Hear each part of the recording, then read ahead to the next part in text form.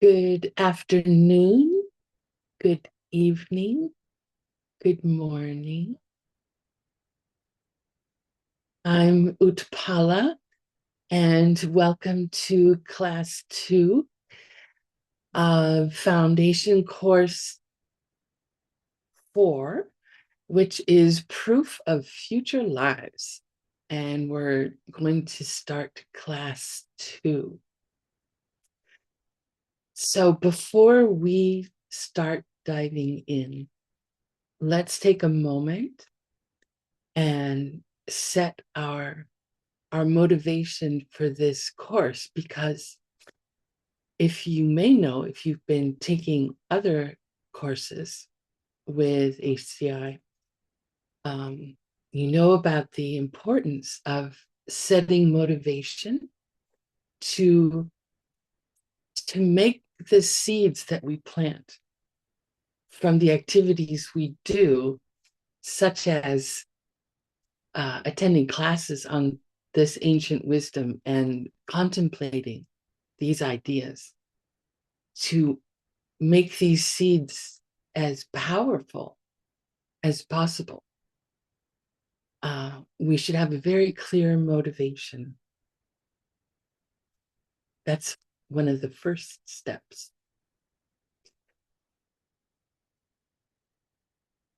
So if you'd like to join me on reciting the prayers, I'll get that going. Let's just take a moment and get in touch as deeply as we can with why we are here.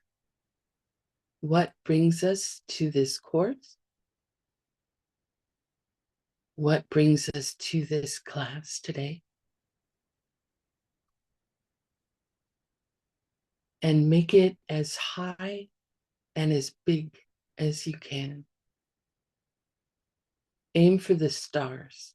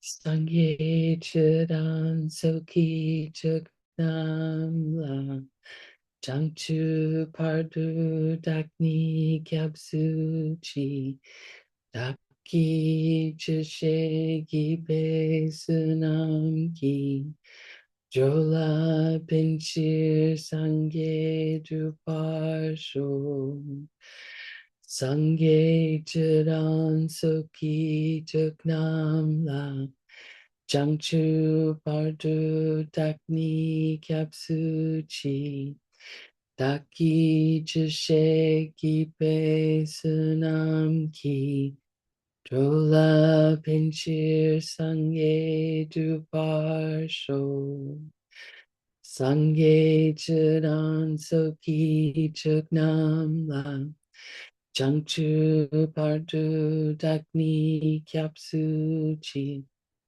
Daki Chishe Gipe Sunam Ki Chola Pinchir Sangye Druparsho.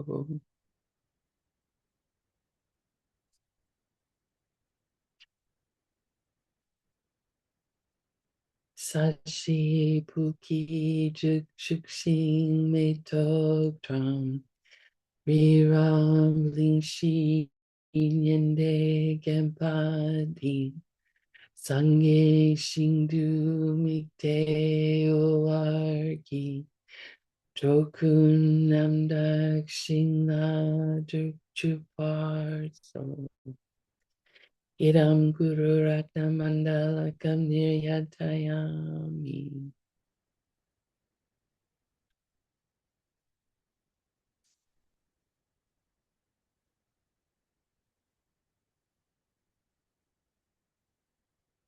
So thank you all for being here today.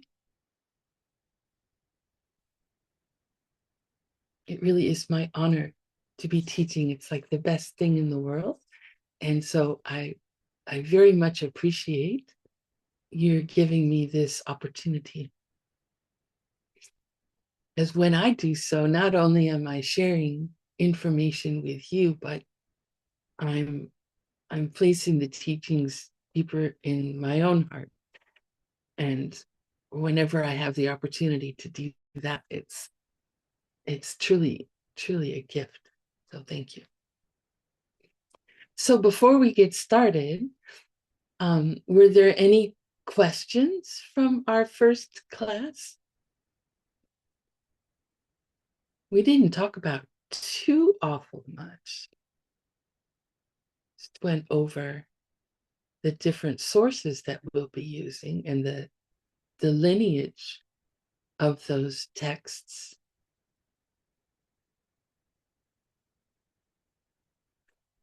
Is everything okay in the Vietnamese channel? I see a bunch of chatting going on there.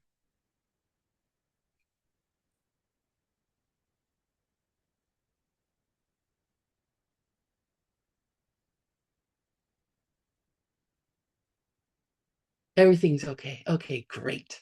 Excellent. Okay. So no questions, I see. So we will dive right into class 2.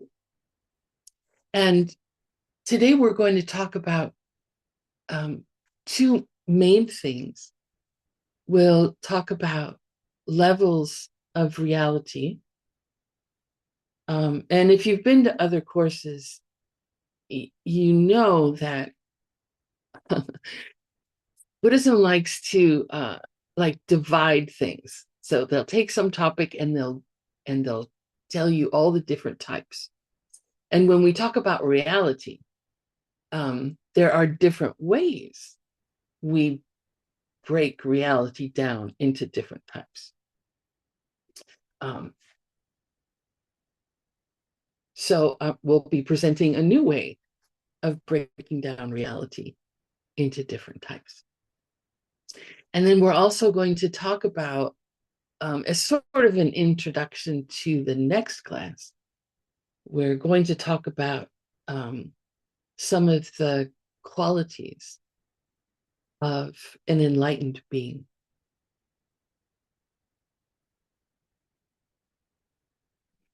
So let me get my Tibetan course text up. Mm-hmm.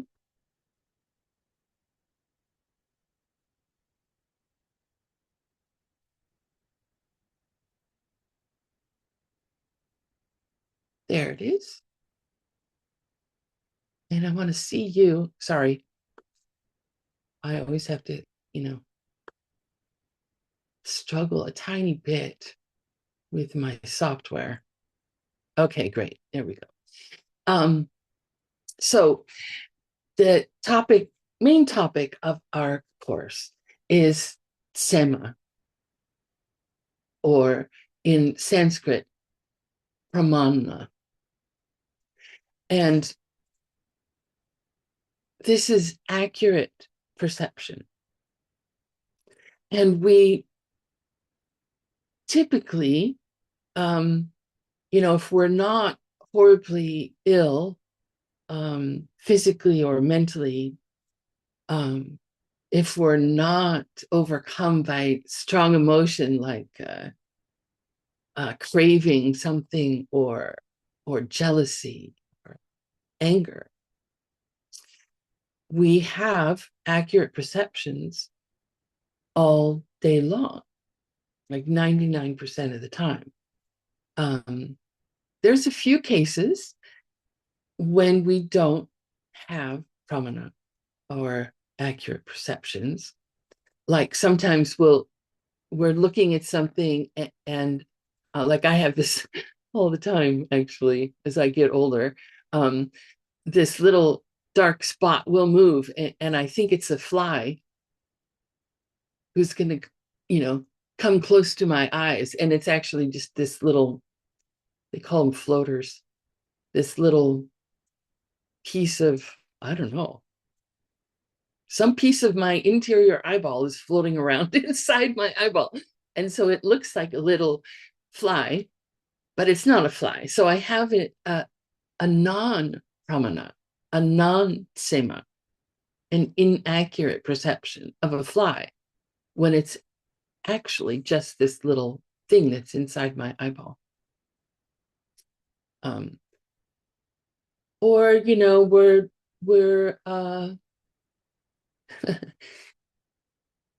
we live in a house with a bunch of people, and we go into the bathroom in the morning, and there's this big puddle of water on the floor, and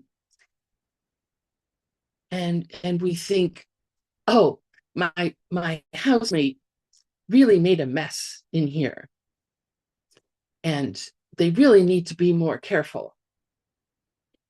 And we forgot that we're the last person who took a shower the night before, and it is us who made the mess on the floor. So we have this inaccurate perception. Is the perception of the water on the floor, is that a sema? Yes, that's an accurate perception. There is water on the floor. But our next thought, that our housemate made a mess, that is a thought, and a thought is correct. We are perceiving ourselves thinking this thought, but the thought is incorrect. That thought is an inaccurate perception. So if we're having accurate perceptions most of the time, why do we need to spend a whole course talking about accurate perceptions? What's the use? So to talk about that, we're going to talk about a way of talking about reality in terms of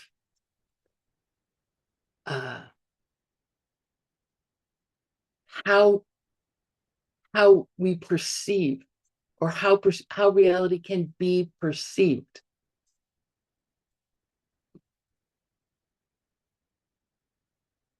So there are 3 levels when we talk about this.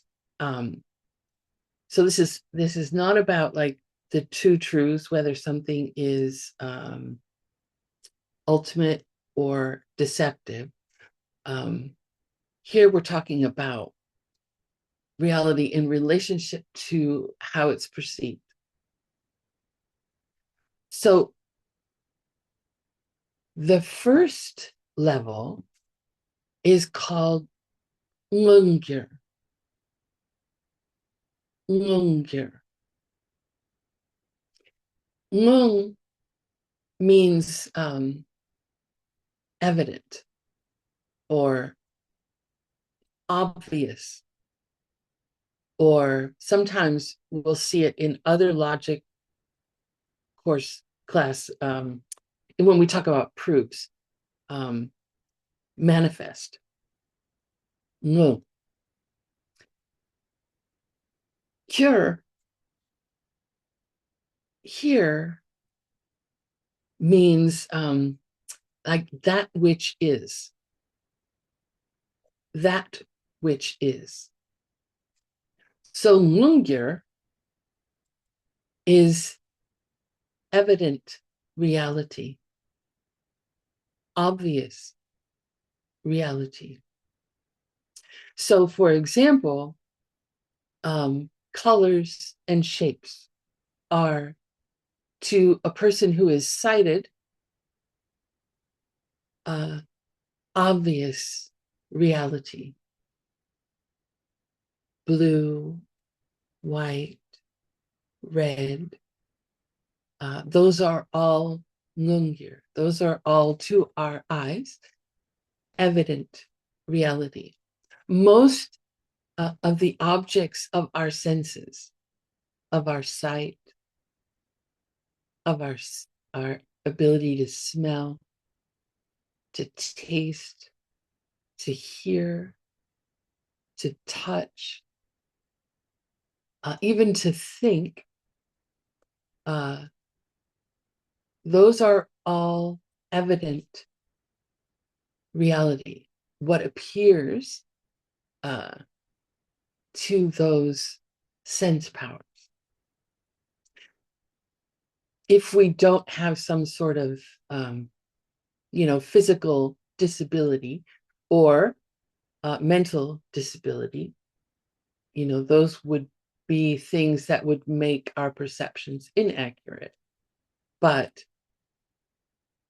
the objects that are appearing to our senses, we don't have a problem, if everything is working properly, with perceiving them. They are obvious. They are evident.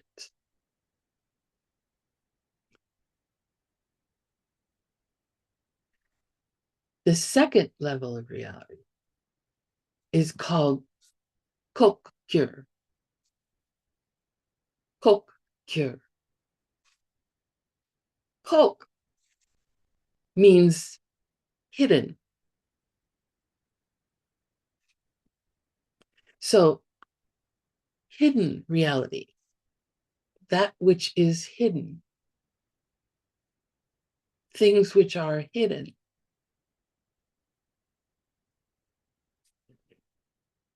The classical example for this level of reality is emptiness or selflessness. It's the emptiness of this thing is, if you are like me,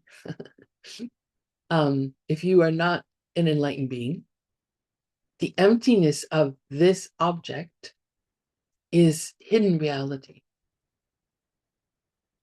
A normal person can't perceive this except by deduction. It's not evident to our eyes when we look at this object that it is lacking a self-nature.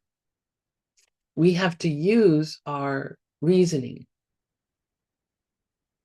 And you may have heard the story of the pen, that this appears as a pen to us because of seeds we have planted in the past, by probably giving a pen to someone in the past, that ripen into our experience of these colors and shapes as a pen. Therefore, this thing itself is not a pen from its own side. It is a mental image produced by our own behavior in the past. And because of that, we say it lacks a nature of being a pen from its own side. That's its emptiness. That's its selflessness. So when we go through that, right now, we do have an accurate perception of the emptiness of this object. It is an accurate perception that we reached through going through this analysis of this object. Can we say that we have perceived emptiness? Yes. We perceived it through deductive reasoning. Can we say that we have perceived it, emptiness, directly? No. We had to use the intermediary process of logical deduction to reach the perception of the emptiness of this thing.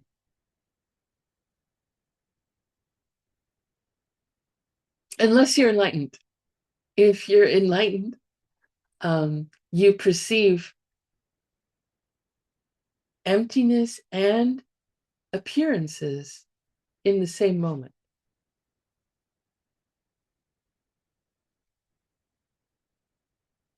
Another example of culture, excuse me, of hidden reality is something called subtle impermanence.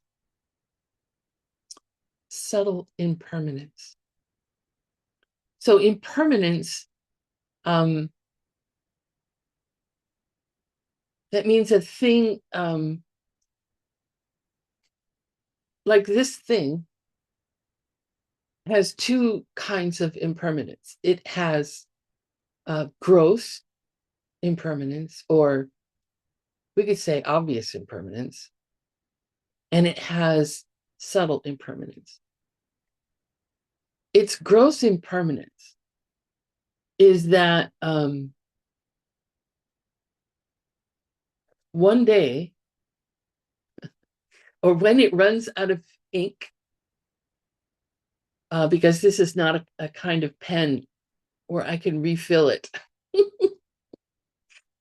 So if it runs out of ink, or if the little clicker at the end breaks and I can no longer extend and retract the point that delivers the ink,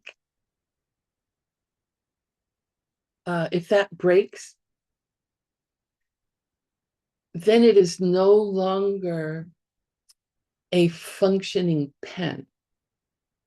And we'll get into, I think not in this course, but in some courses we'll get into more detail about how we can call something a pen. Like if it doesn't function as a pen, it's not a pen. So that is its gross impermanence. If it breaks, if it runs out of ink, it's no longer a pen. We could call it a broken pen or a useless pen, but it's no longer something we can use to write with.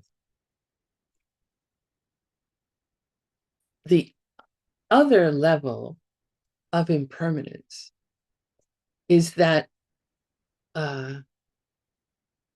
in each moment, and this is true of everything, in each moment, this pen is being destroyed. So instant by instant, this pen is being destroyed. This has to do with it's like when we buy this pen and we take it out of the package, and we perceive it, right? We talked about last time that if we see something with an accurate perception, it exists. So we take it out of the package, and this thing exists for us as a pen. We perceive it as such. The higher schools will talk about it's coming from a mental image, but we're in the sutrist school, philosophical school. So we talk about it slightly differently, not in a way that we can't agree with if we're wearing the middle way hat. But in each moment, this pen is being destroyed. Now, this is not something we can see with our senses. We can't observe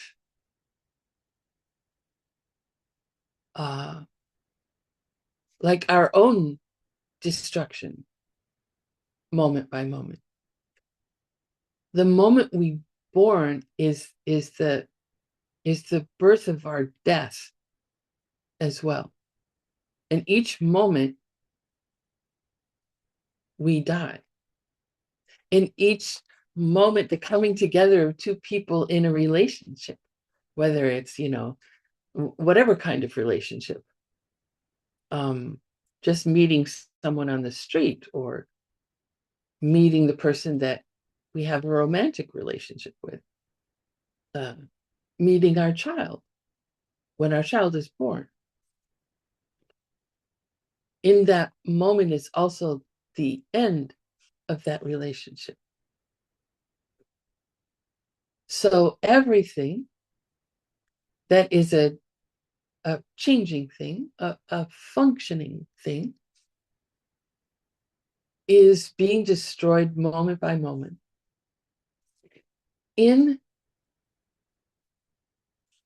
We can reach in meditation states.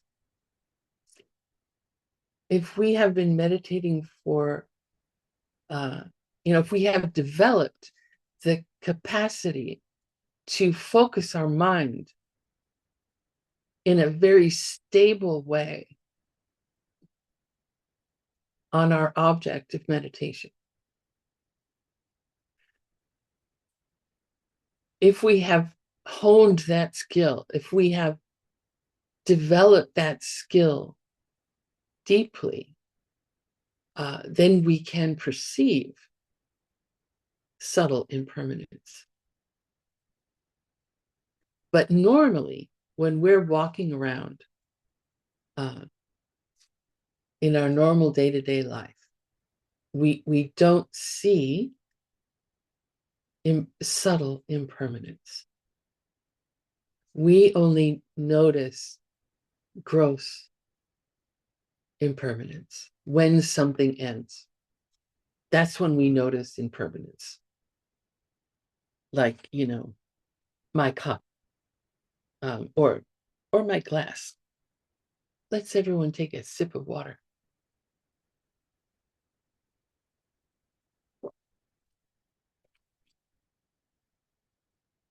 I don't notice the subtle impermanence of my glass or of the water. I really only notice when my glass is empty, because normally I just do it without looking at the glass, right? And then all of a sudden, oh, no more water. Or I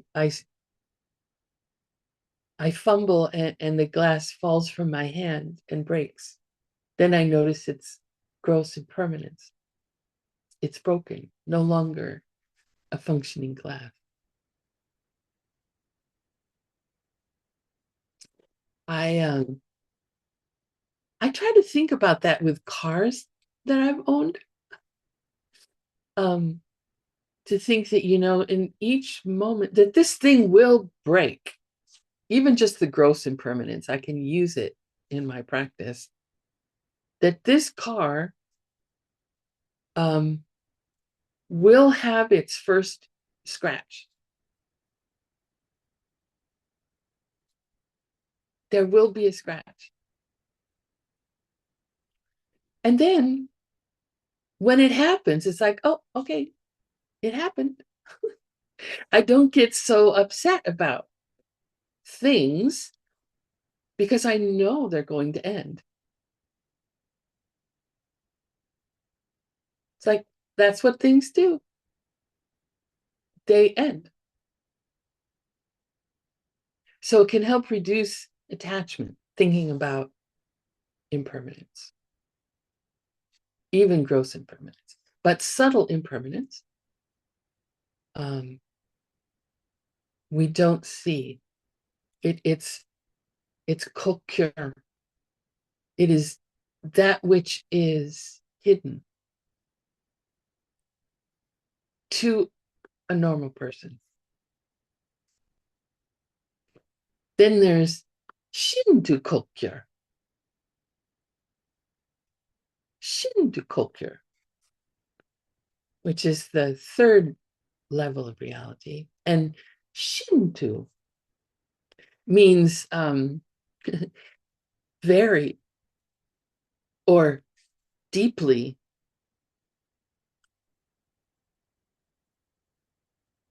I like this word, shindu kokure.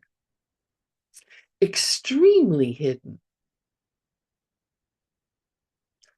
So, what object is more profound or more deeply hidden than emptiness, than the lack of a self nature to something?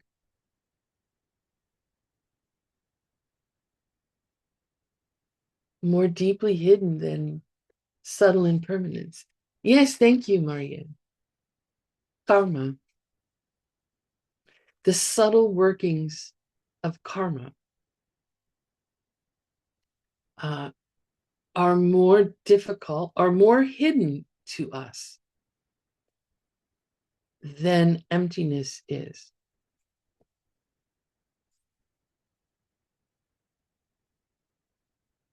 And Geshe Michael told the story of a tanka, like, which is a painting, where an enlightened being can look at a painting and explain the seed, the karmic seed, and that ripened into like each aspect of the painting, the color, the brushstroke direction, uh, or if it's woven, the thread, the shapes on the tanka. Ah, yes, we have a tanka there. I don't know how to pronounce your name though, but I can see a tanka. Um, or even if you look at the bookshelf behind me, what an enlightened being could tell you, why there are four columns, why there are three rows, why there are the different colors, the different sizes of books, long or short. That there is an action that was done by me seeing that bookshelf the way that I see it, a particular action. But we can talk about karma in very general ways, like um, being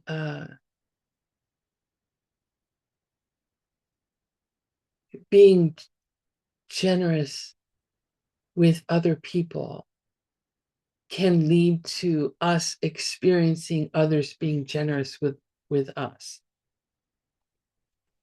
We can talk about and think, use our reasoning, our deductions to talk about the like basic tenets of karma, that the result of an action is similar to the cause. We can understand that. We have if you took the karma course, you've heard about the different laws of karma. So we talk about karma in these sort of broad, sweeping ways. We don't talk about, because we don't see, an enlightened being can see, but we can't see, why is the letter R shaped the way it is? What caused that?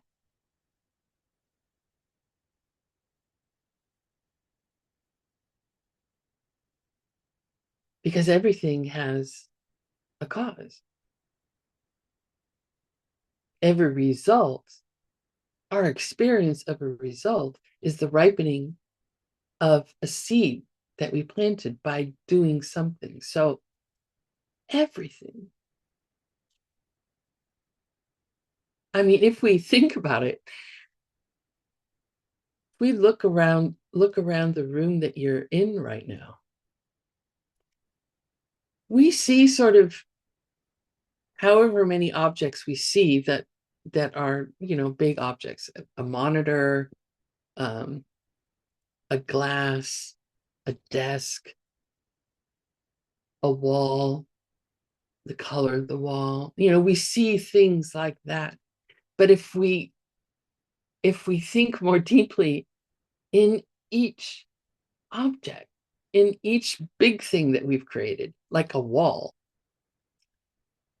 there are a million trillion different bits of wall. And everything has a cause. So these very subtle workings of karma, we don't,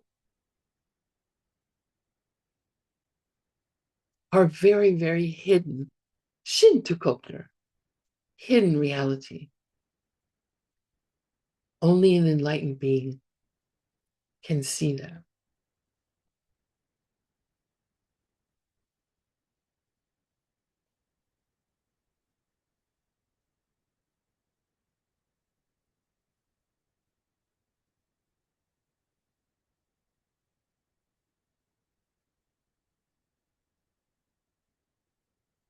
And this is just a reminder. I can't remember now. Oh, we covered this in course 5. Those of you who took the course on karma with me, the 3rd chapter of the Abhidharma Kosha starts with this phrase here, that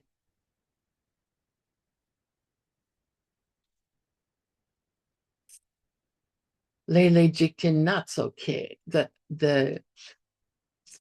the manifest world comes from karma. And karma is the movement of the mind and what it brings. So we have this like general description that we can use our deductive reasoning, our ability to think through something and understand in a general way how karma functions. But we can't use our deductive reasoning to figure out why why is it that this hair is dark and this hair is white. Why didn't this hair turn white? If I'm getting older and my hair is turning white, why did this hair turn white first? That we don't know. Okay. So the three levels, obvious reality, hidden reality, deeply hidden reality. So we can think about the world in terms of those three levels of reality.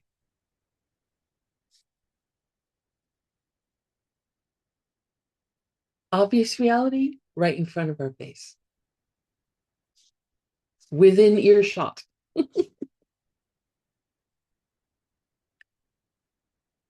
Hidden reality, we have to use our ability to reason. We have to think about it. We have to contemplate it. Deeply hidden reality. Basically, we have to take someone else's word for it. The enlightened being, the Buddha, the historical Buddha, Shakyamuni, he taught us how karma works. We have to take him at his word.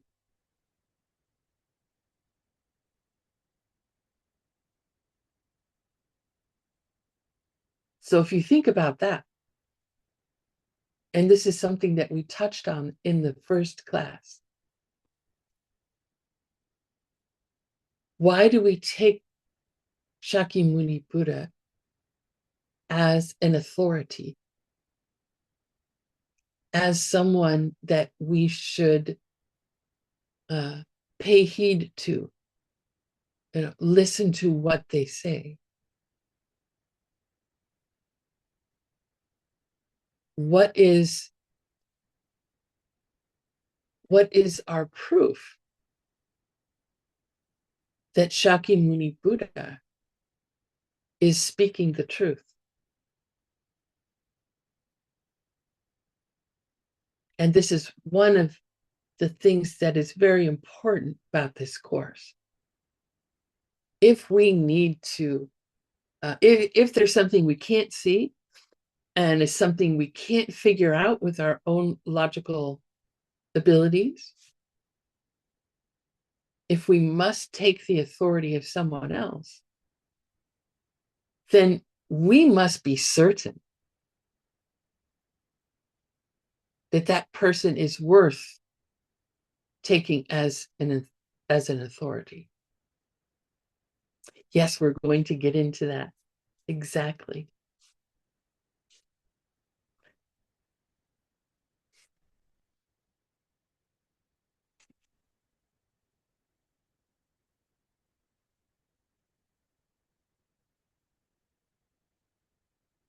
So we are very interested about the hidden objects.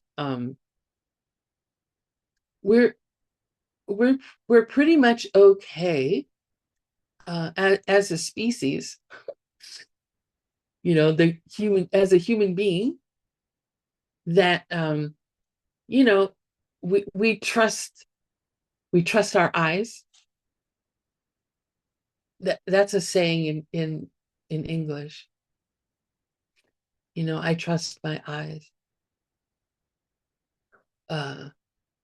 We're pretty much correct all the time about what we see. Pretty much, right? Not all the time, but pretty much. Where things get more tricky for us is when things are hidden, which is where most of the conflict on this planet comes from.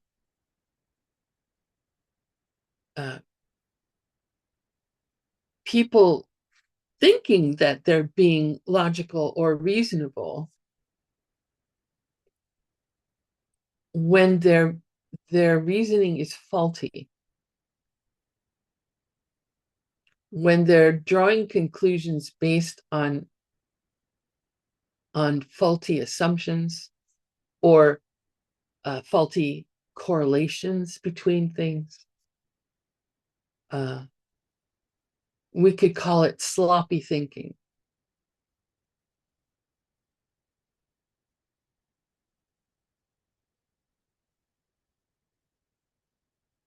We're making assumptions about things that we cannot see.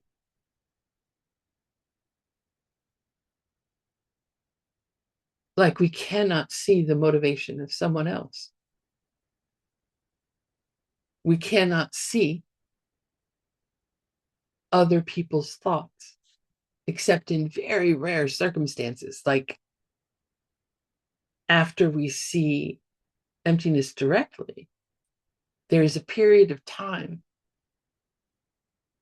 before we go to sleep that day or that night. We can experience the thoughts of others. In that moment, we can tell, does that person want to harm someone else or not? Or are they trying to help them in a way that isn't evident? But this is what causes a lot of our troubles. And if we think over our life and the conflicts that we've had with other people, or even like, for example, if let's say this was my favorite glass. Oh, it's a very precious glass to me. My Lama gave me this glass. It's very, very precious. Um, I love this glass.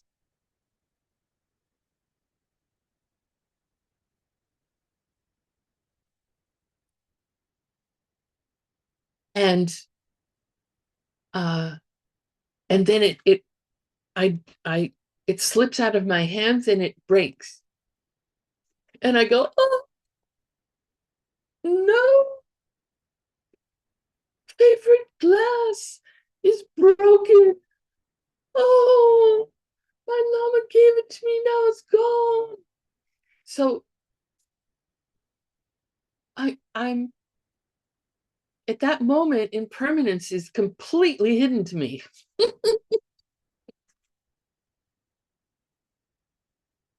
It should just be like, with an understanding of how things work, I can very quickly come to the conclusion, well, there it went.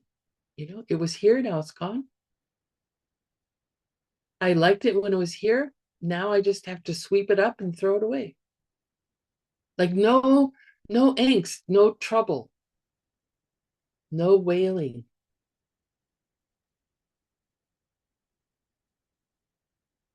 I remember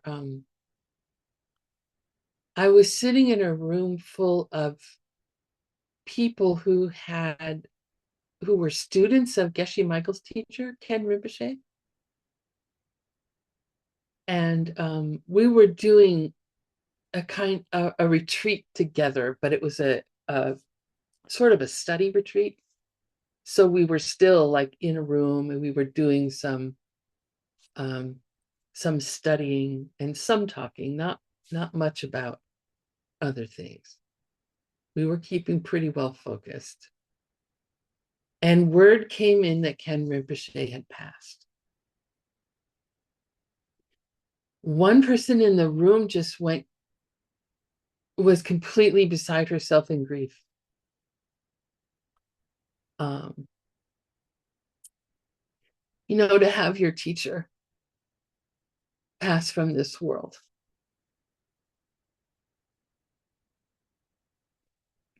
And she was crying and really wailing, actually.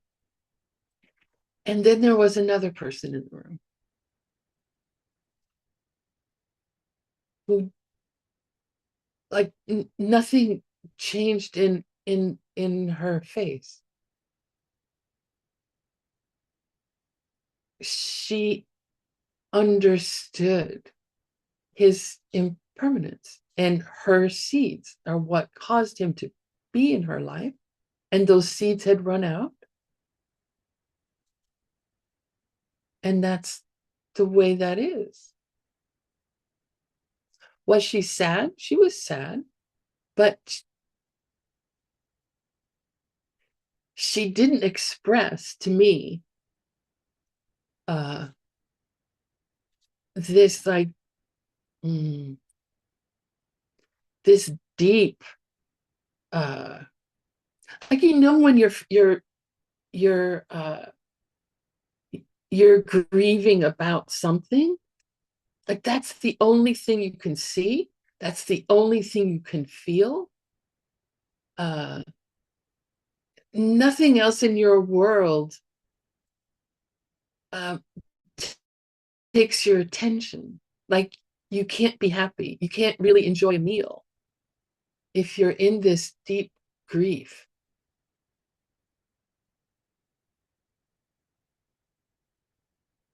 But she was, you know, she expressed gratitude that he had been in her life at all and that he had taught her, and that we were studying and to put these ideas into practice in our lives. So to me, it was just this clear uh, like teaching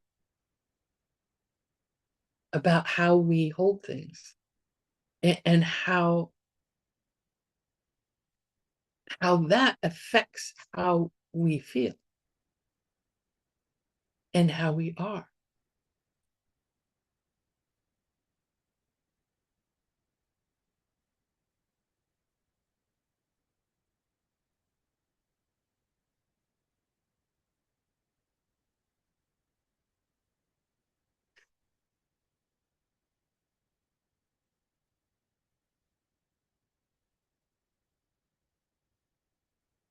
So the hidden objects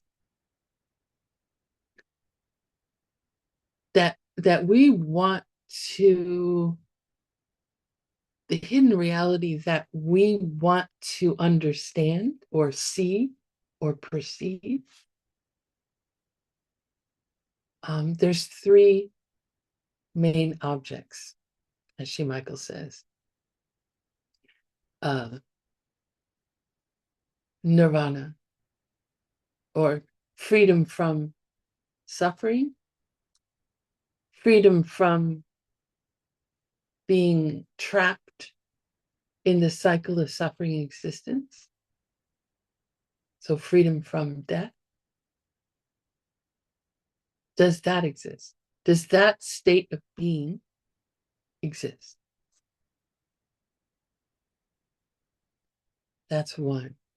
Two, does the fully enlightened state, does Buddhahood, this state of experiencing all existing objects of the past, the present, and the future in each moment,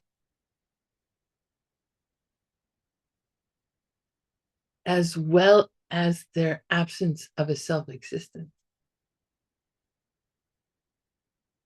as well as a heart that is consumed with love and compassion for all living beings, a love that wishes every living being could reach that state.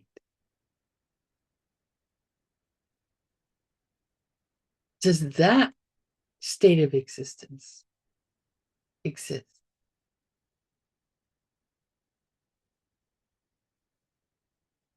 And then the third one, is there a way to get to these two? If these two exist, is there a way that we can get there? Are there practices? Are there are there activities that we can do that can bring us to these states of existence?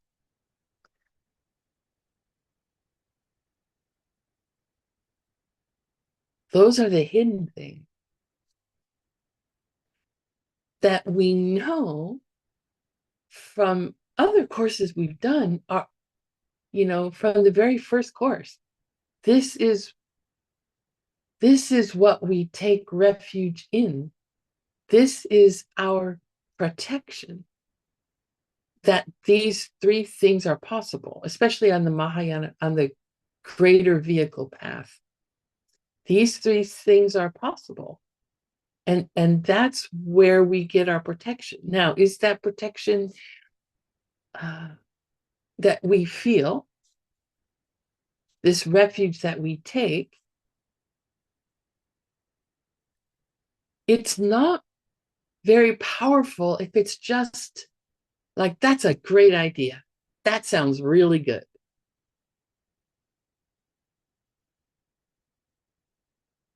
Versus, I know with certainty that nirvana exists, that the freedom from death and suffering, that kind of state of being exists, is possible, that a full enlightened state is possible, and that the path that I'm taught is true and correct and will lead me to these two states of being. That certainty makes that refuge true refuge, true protection. So we see how important this understanding, or this ability to use our senses and our intellectual capacity to use reasoning to get to a place where our refuge can be true and powerful and certain to give us protection, rather than, it's a good idea. I'll practice the path, and I'll be a nice person, and it's always better to be nice than mean. And it would be really cool if I could save all living beings, countless numbers of them. That's really cool. That's that's just sort of like living in, I don't know, we say in my country, la la land. Like, oh, that's such a good idea. I want to be I want to be a really good person. Versus having a certainty from having used our intellect, our ability to reason. And then there's, no reason to talk in such a high tone. We can just practice the path and achieve the results. Okay. Because if those three things aren't true, if those three states of being, or method to get to those two states of being, if they don't exist, then what are we doing? There's no reason to have this course. There's no reason for people to take time out of their day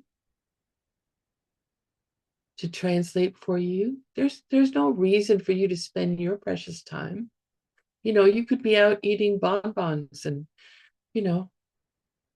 playing hula hoops or skydiving, or whatever you like to do. Other things that make you feel good in the moment. if they're not true. So,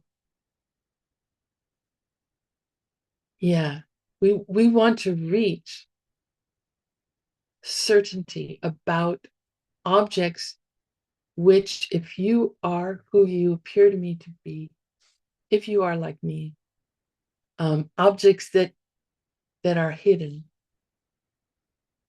We want to have certainty about objects that are hidden, that are not obvious.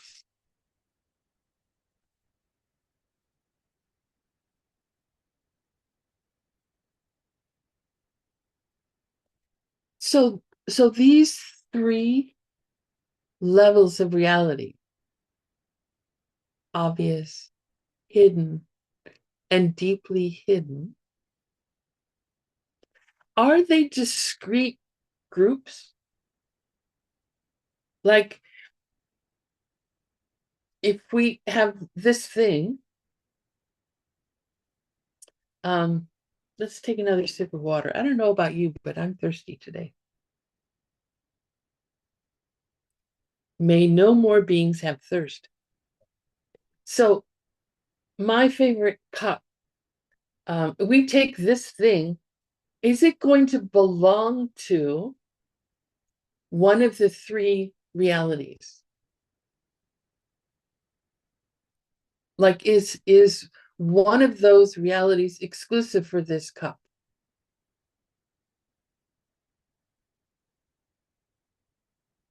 What do you think? Is this an obvious reality? Is it a hidden reality? Is it deeply hidden reality? It is all these things? This thing is all these things?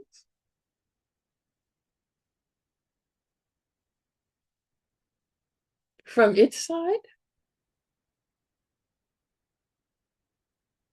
3 in 1. I like that.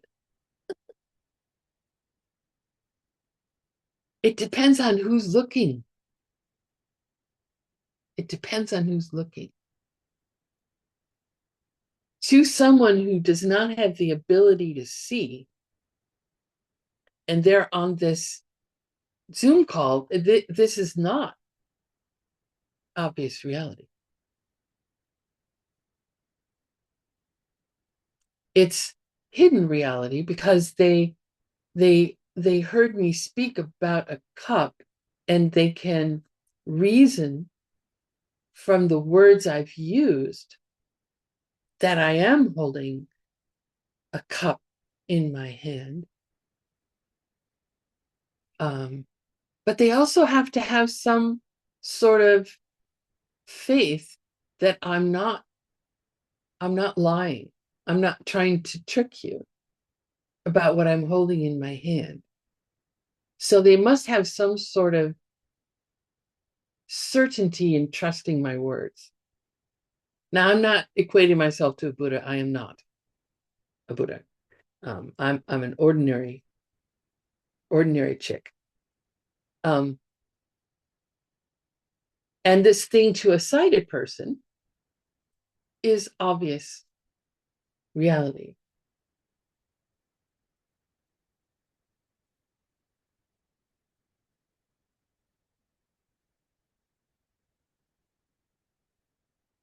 For someone who doesn't know what a cup what a cup is, has never heard the word cup, has never seen an object like this before,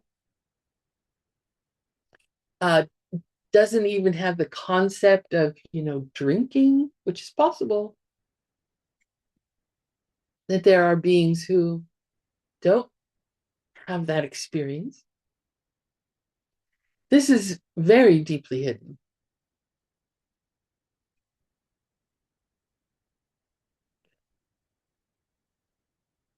So what is evident to one person, what is obvious reality to one person, is not necessarily obvious reality to another person.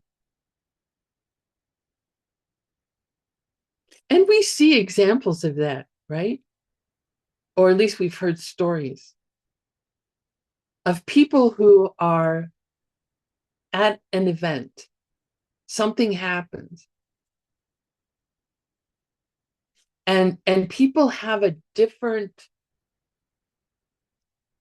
experience of that event.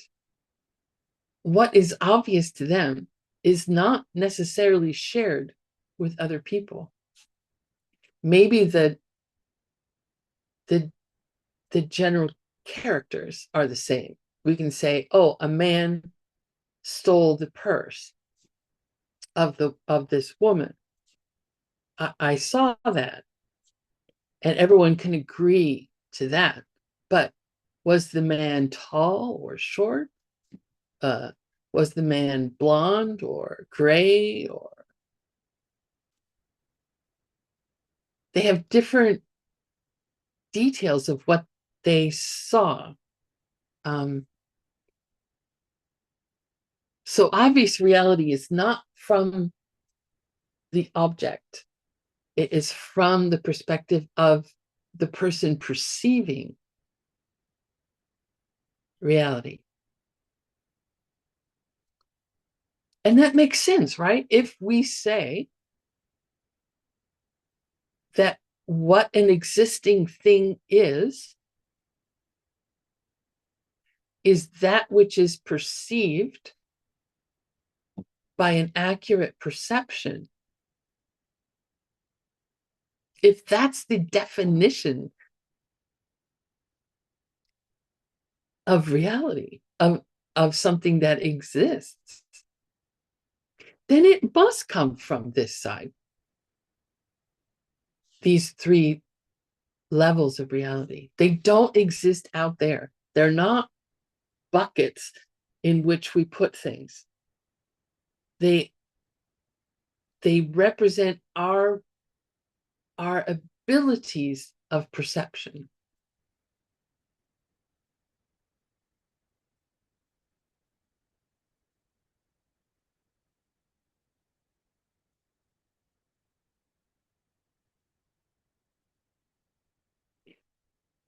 Now we're going to talk about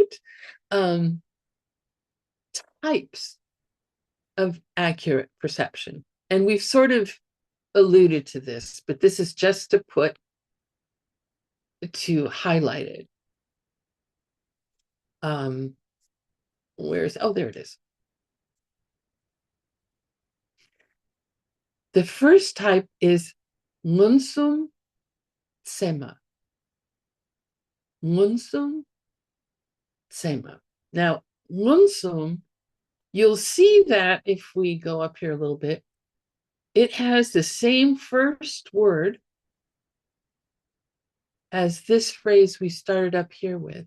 And this meant direct or obvious, right? Munsum.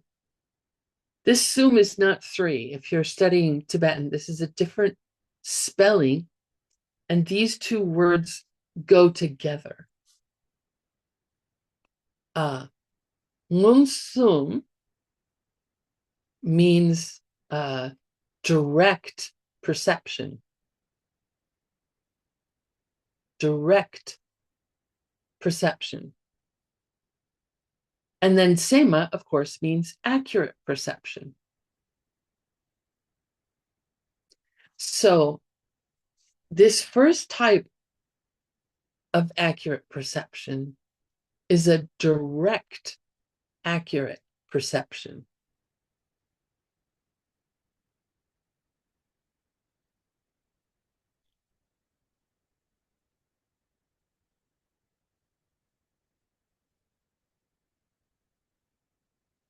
So we're making a subtle or a fine distinction here between an object that is obvious, right? Obvious reality, non cure, that which is obvious. And the direct, accurate perception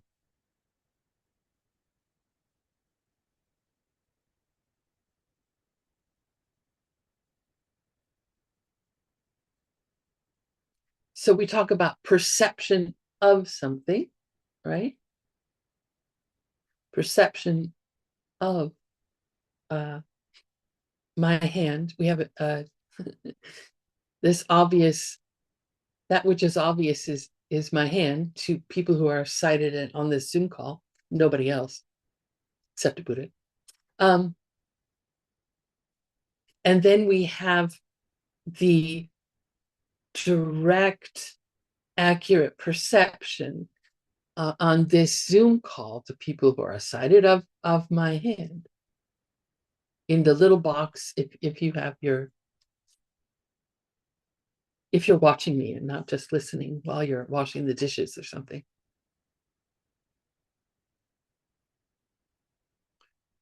So here we're talking about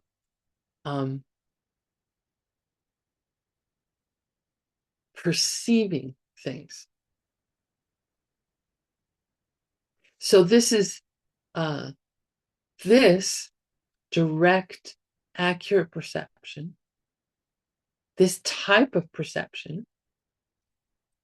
This is the type of perception we use to perceive Nungir, to perceive obvious reality. We use direct, accurate perception to perceive, to see obvious reality.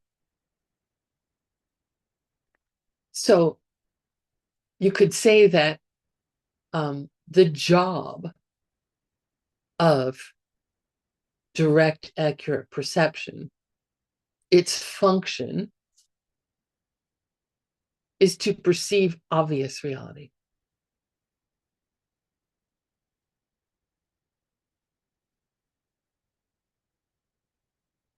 So we're not using our reasoning, we're using our senses.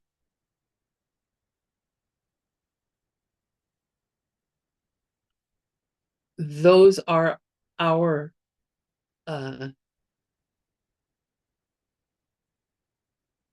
perceivers. Our direct perceivers are our sense powers, our eyes, nose, tongue, ears, fingers, thoughts. But the thoughts just experiencing directly the existence of a thought, not analysis, not like in thinking through things, just thought. So like it says in the Heart Sutra,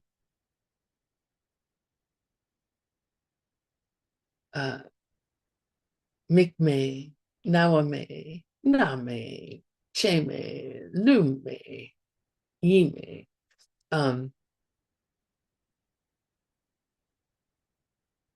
Eyes, ear, nose, taste, tactile, and thought.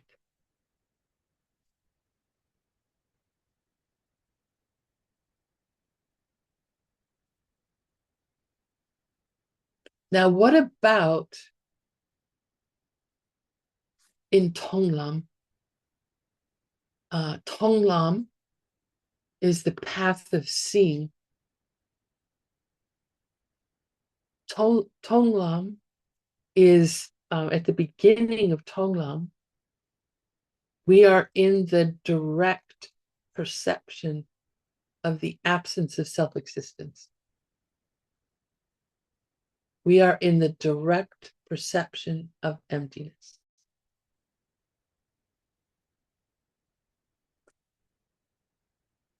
And we're doing so with a mind, excuse me,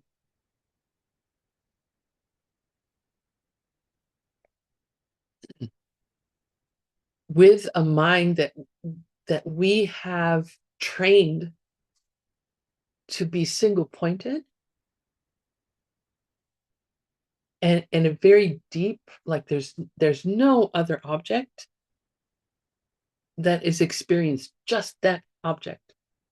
That's it. And the mind is very bright and very, it's like a happy, bright mind that is completely and totally 100% focused on this absence.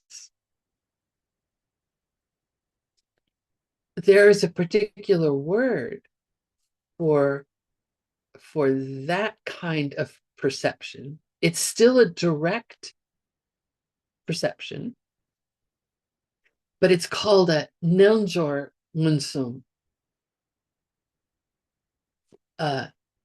Nelnjor.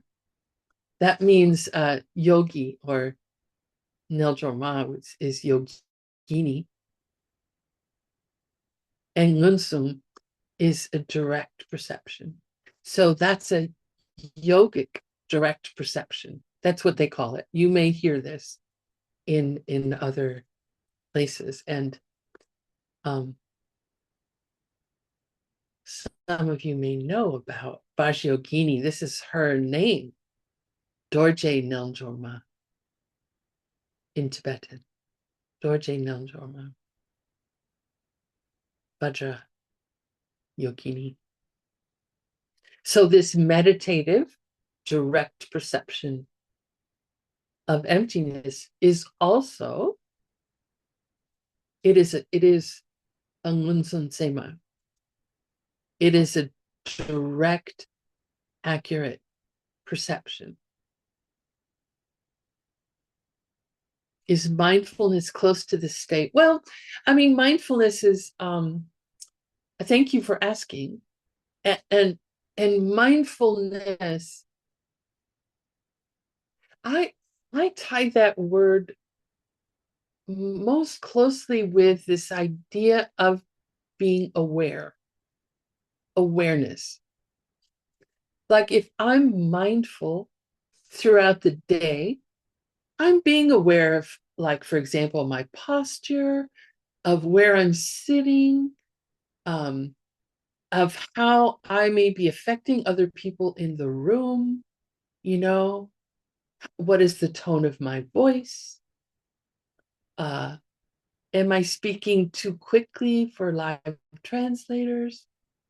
Probably.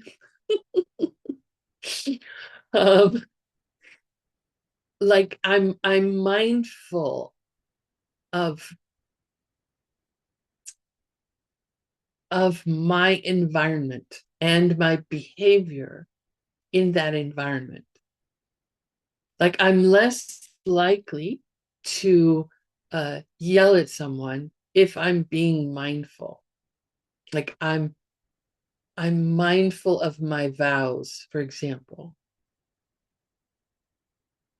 I'm mindful of keeping those vows, of not harming others.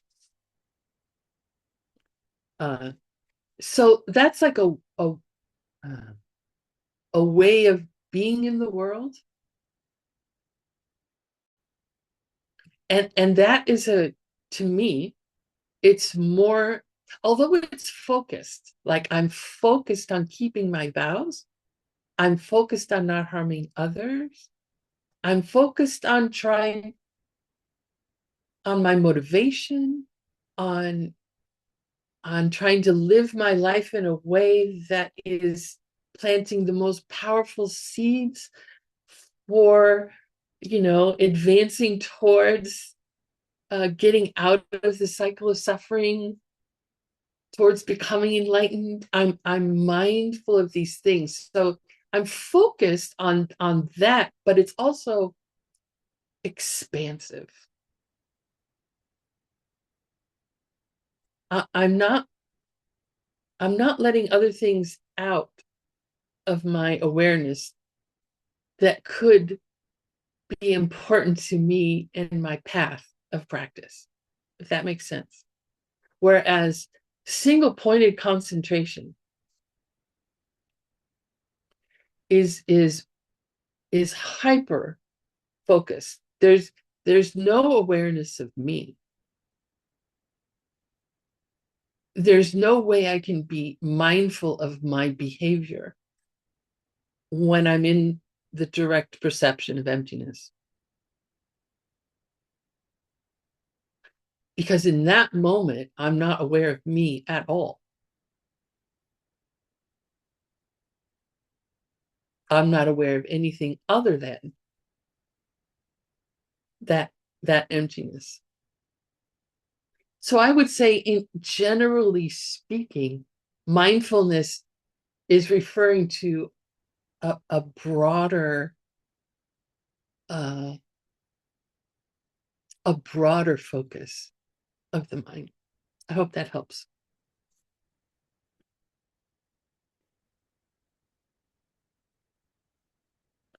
Oh, I don't know the DCI courses, so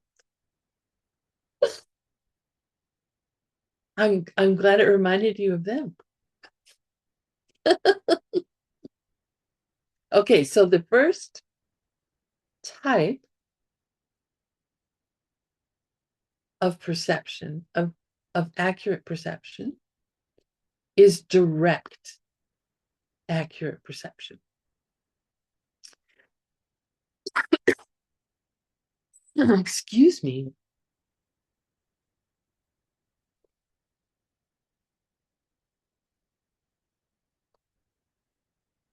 The second type of accurate perception is jepaksema. Jepaksema. Jepak means deduction or reasoning. So this is called deductive accurate perception. And the function of deductive accurate perception is to perceive hidden reality. The function of jepaksema is to perceive kokir, is to perceive hidden reality.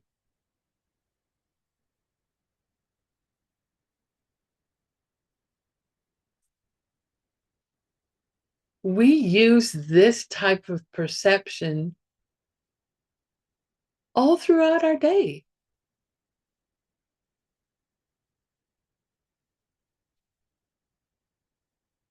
We have an ability to use reasoning that it's almost like a function of being human. It's not that our mother taught us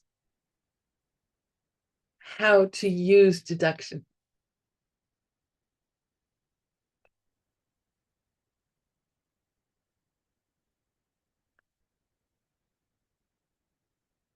We make conclusions without being taught how it is that we make conclusions about things.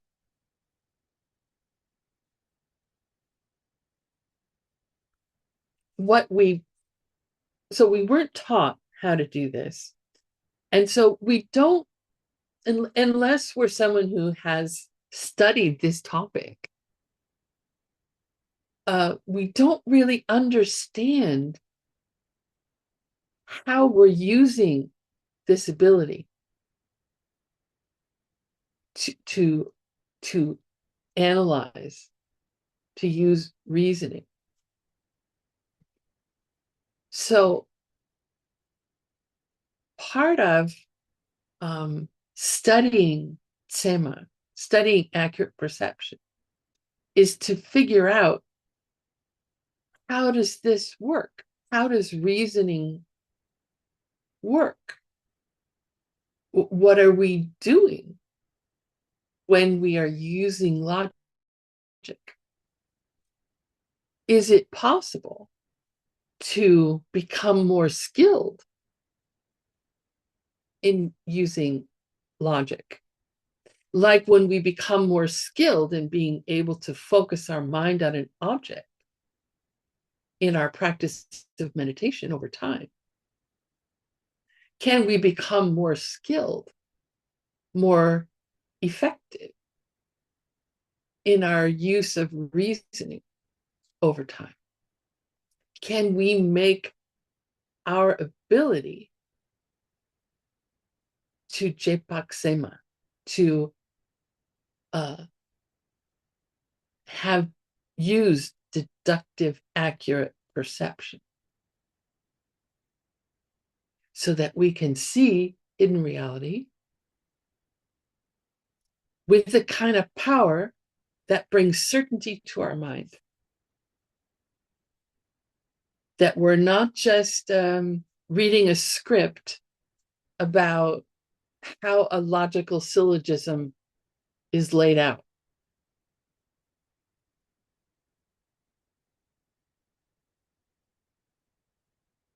And hopefully this will make more sense as we go on. But this is very important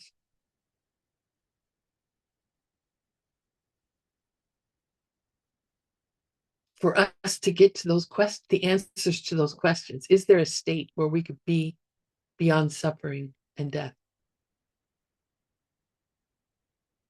Is there a state where we could experience all objects of all times and bring all beings to a fully awakened state?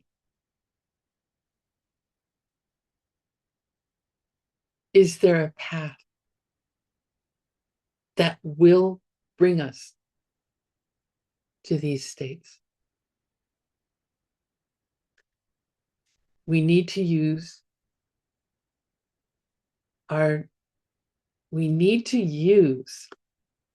this tool, jepaksema, deductive, accurate perception, to see that which is hidden. Exciting. Okay. So now we're going to talk about, so remember in the lineage of texts that we're using, right? We talked last time about the line from the Buddha. If you judge another, you will surely fall. So that line is like the essence of logic and perception in Buddhist philosophy. So the person who took all of what Buddha taught from all the different sutras and collected them together into the text, the main text, the Sema Kuntu, or the compendium on accurate perception. He was Dignaga, remember? He starts his text with these lines, very famous lines. Semar Gyurpa Trola Pen Shepa, Tunpa Deshe Kyopla Chakselo. So it's when a Buddhist author writes a book, they typically start with what's called a choju, which means an offering of praise. And the object of that praise it gives an indication of what the book is about, right? So Dignaga, in Master Dignaga, in these opening lines, He's offering his praise to the Buddha.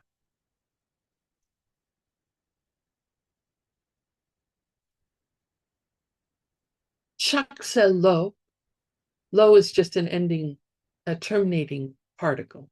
But chaksel, that means I bow down. I bow down. I offer my reverence to. Well, the two is the law here, but anyway, chak means hand, and sel means to seek or to find. So, and chak sel together means to bow down. I'm seeking from the hand. I'm seeking some gift from the hand of somebody or something.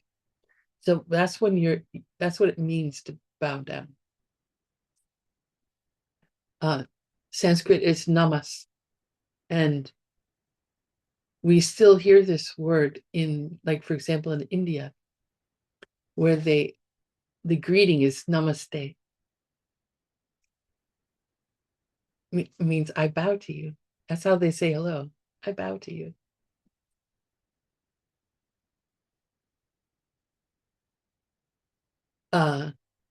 So there are five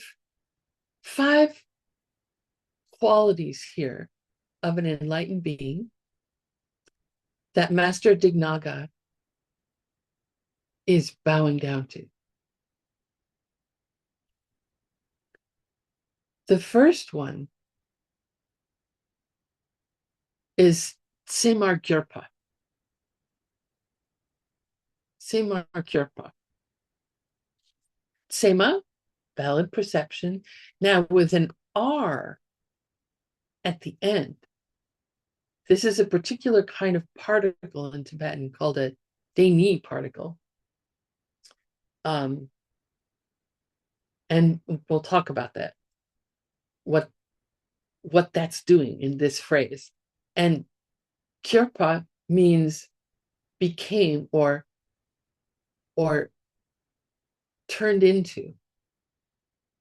So Semar Kyurpa means turned into accurate perception.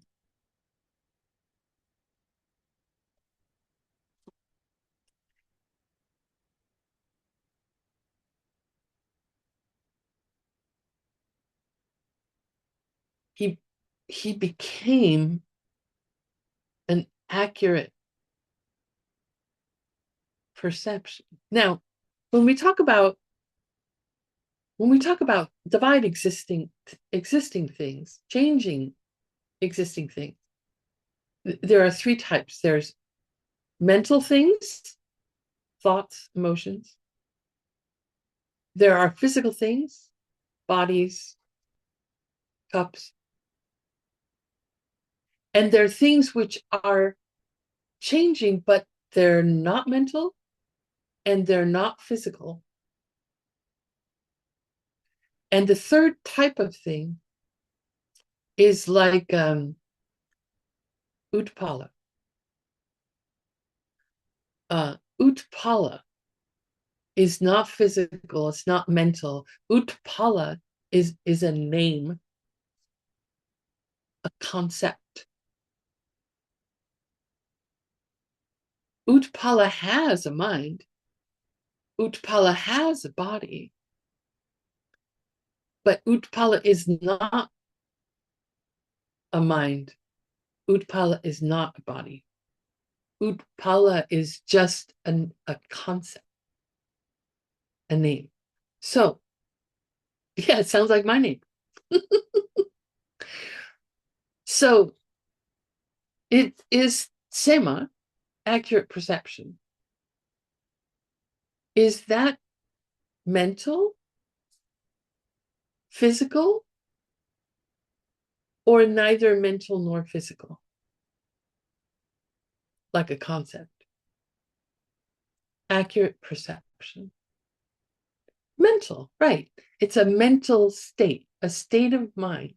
Thank you, Wanbu. So Master Dignaga is bowing down to a person, a Buddha, a concept, right, of those three types of changing things. A Buddha is not Buddha's body, not Buddha's mind. It's a concept, a person, something other than physical or mental. He's bowing down to the person who became a mental state. How is that possible? Right? That's not possible.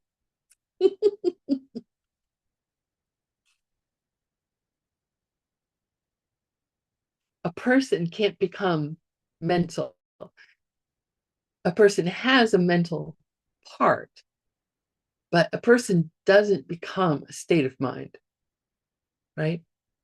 But here, what this phrase means, Semar Kirpa, the person who becomes accurate perception. This means a person who is totally correct. And someone brought this up earlier. In this context, this word means that the Buddha cannot lie, cannot be mistaken, cannot be incorrect. The Buddha is a person who is pramana, who is sema. This person has no non-sema, no inaccurate perceptions. The Buddha has become totally correct. That's the first. The second of the 5 qualities is Jola Pen Shepa. Jola Pen Shepa. Dro means to go. Jola means to go. Pen means to benefit. And Shepa, it can mean different things, but here, what it means is to wish or to want. So, Jola Pen Shepa means wishes to benefit living beings. And he's referring to the wish to benefit living beings in an ultimate way, to bring them all to full enlightenment. So that's the second quality. We've got a being who's become totally correct and a being who wants to benefit all living beings. The third quality is tunpa. Tunpa. And this is a word that's used for one person and one person only, and that's a Buddha. And it means the teacher with a capital T, like the teacher. So it refers to him being the one who teaches all the beings. So we've got a person who's become accurate, a person who wants to benefit all living beings, and he's the teacher. He teaches. Then we've got, did I not write this one down? Oh, yeah, that's it. Deshek. Deshek. You may have heard the Sanskrit equivalent, which is Sugata. De means bliss, and shek means gone. The Buddha is one who has gone to bliss.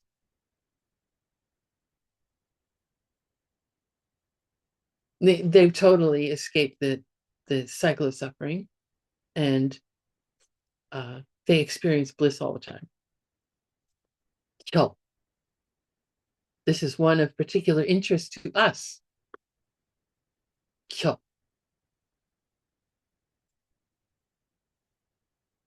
do you know from previous courses, if you remember, Chapsuchi or Kyamdro? Those mean to go for refuge. So in this spelling, this is refuge. So in this spelling, it means protector. One who protects. So Master Dignaga is bowing down to the one who has become accurate perception, the one who wishes to benefit all living beings, the one who teaches, the one who has gone to bliss, and the protector, the one who protects others. So based on those 5 qualities, this is what drives, it motivates Master Dignaga to write this book about accurate perception. So in just like a minute, I want to share with you the story when he, this is from his biography, or one of the biographies of him, by Bhutan Rinpoche, and Ben Kramer covered it's in Ben Kramer's book. But so he's in a cave, Master Dignaga, and he's starting to write this book, and he writes these very words on the wall of the cave. As he does so, great lights shine out, and there's earthquakes everywhere, and thunderous sound, and all the people who aren't Buddhist, I guess the people who are Buddhists are like, hey, something cool's going on, and all the people who aren't Buddhist are like, uh-oh, we got to watch out. So he writes these words on the wall. He goes out to get some food. He comes back. Someone has erased the words from the wall. And he's like, well, that's weird. So he writes them again. He goes out the next day, comes back, the words are gone. This happens 3 times. He's getting tired of this. So the 3rd time, he writes the words on the wall, and then he writes down, don't erase this. Stop erasing. If you have a problem with what I'm saying, let's debate. So I'm going to cut to the end, because someone comes and debates him, and there's some fire and damage, and things get really bad. And Master Dignaga gets horribly dismayed. He thinks it's hopeless. I'm going to throw this piece of chalk up into the air, and when it lands on the ground, I will give up on all living beings. That's it. It's hopeless. They're hopeless. So he throws the chalk up in the air, and the chalk doesn't come down. Instead, Manjushri appears, catches the chalk, and says, I'll be with you. Don't give. It's too important.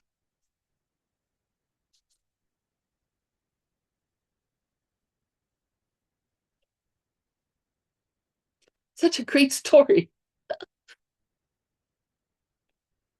So I'm sorry, I came right up to the edge. So please remember to dedicate uh, this positive, all these seeds you've planted through this course. Thank you for being here. Thank you, live translators. Thank you, ACI. Thank you, Geshe Michael. Have a great weekend, and I'll see you on Wednesday.